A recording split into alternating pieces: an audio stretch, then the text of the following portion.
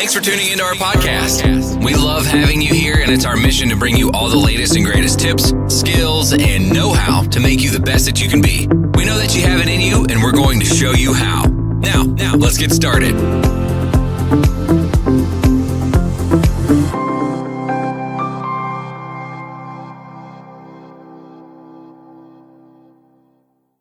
So thank you very much, Theodoros Krintas, for joining the Marshal. My name is Sotiris and I have to explain you a little bit what I'm doing here so you can understand. Yeah.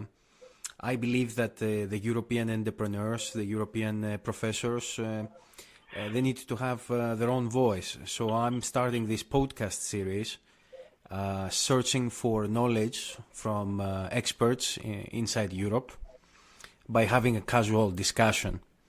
So this is the intention behind this podcast is this one. So I would like to thank you for being the very first one in this podcast series that I'm planning to do.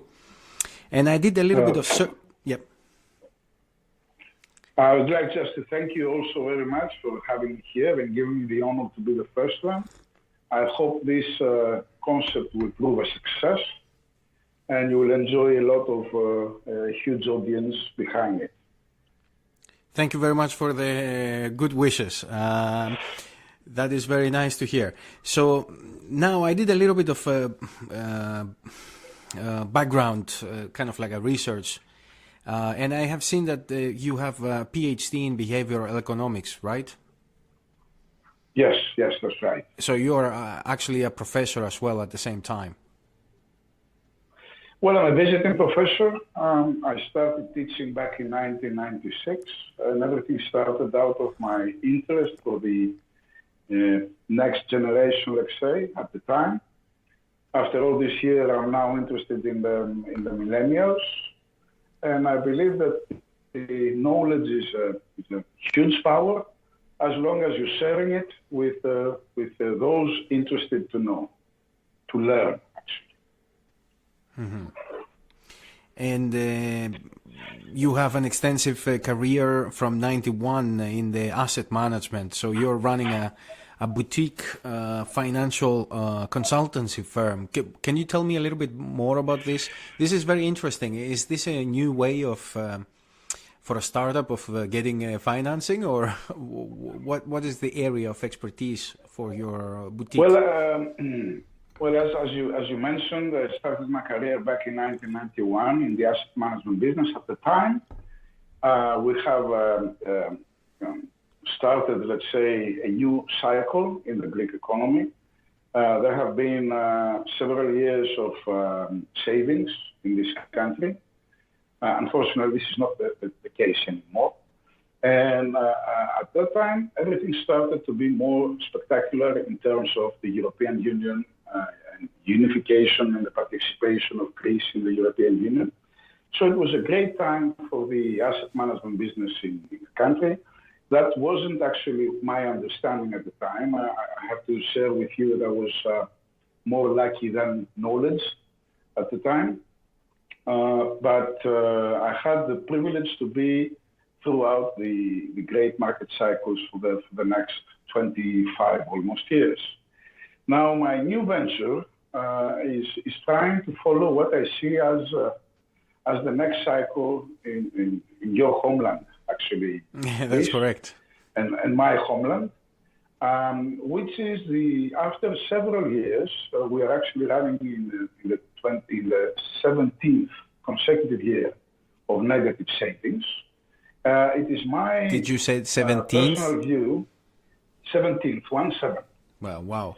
So for the previous 17 years, although we were through good times as well as bad times, the national savings ratio over GDP is negative. And it is my personal belief, as well as the basic economic theory says so, that in order to have investments, first of all, you need to have savings. So I don't see a great interest for the investment services business per se, as much as I see as a great interest for the savings business first. So you need to create a savings attitude in the economy and link it, let's say, to some extent with the investment themes, the international investment themes. One which I see that is going to be very, let's say, popular in our market in the coming years. And at the same time, try to help good entrepreneurs, newer but also older entrepreneurs, to manage their wealth and inherit it to the next generation.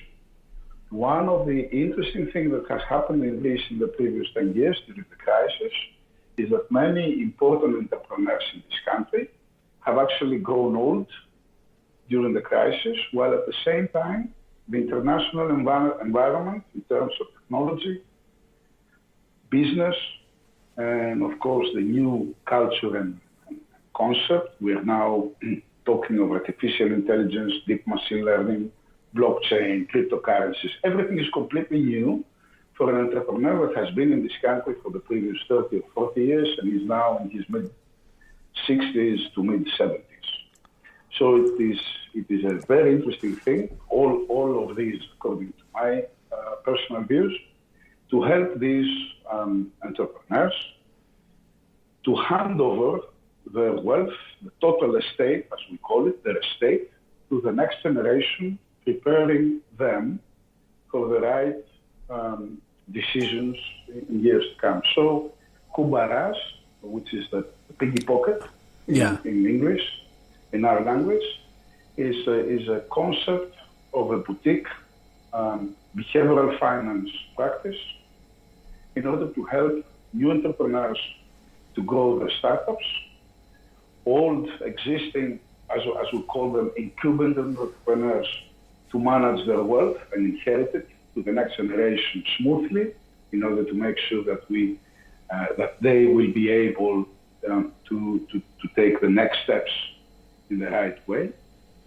And finally, help existing and growing businesses to fund their expansion in the future. So we started just a year ago, and so far all the indicators are very positive. I'm very happy, along with my team, that we have a very good acceptance by our markets. And you are focusing only for the Greek market, or also for the Cypriotic market, or anywhere in any plans for any expansion in the region? Well, yes. Well, the company our company focuses in what we call the parallel, the Mediterranean parallel. So we have already clients in Greece and Cyprus. Our next year plans is to get at least one client in Malta. And if we are successful during 2019, then 2020, we'll try to focus and get some more clients in Northern Africa. This is what we call, when I say we, I mean we at Koubaras, the Mediterranean parallel. These are markets that are not quite developed.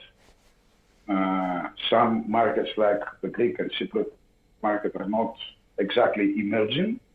There are some interesting themes in this area. For example, the new energy play in the market. And we see an opportunity because of our size and our flexibility, the understanding of the culture in this region, to compete with the very, very big players, because we have seen in the same context, big multinational, huge multinational players like McKinsey and BCG to be present. We have great respect for those organizations, of course, but in some cases, size is a barrier to enter the smaller or the medium, the SMEs, as we call them, in our markets, for the simple reason that what we call an SME in this greater region is something like a micro cap by Central European standards.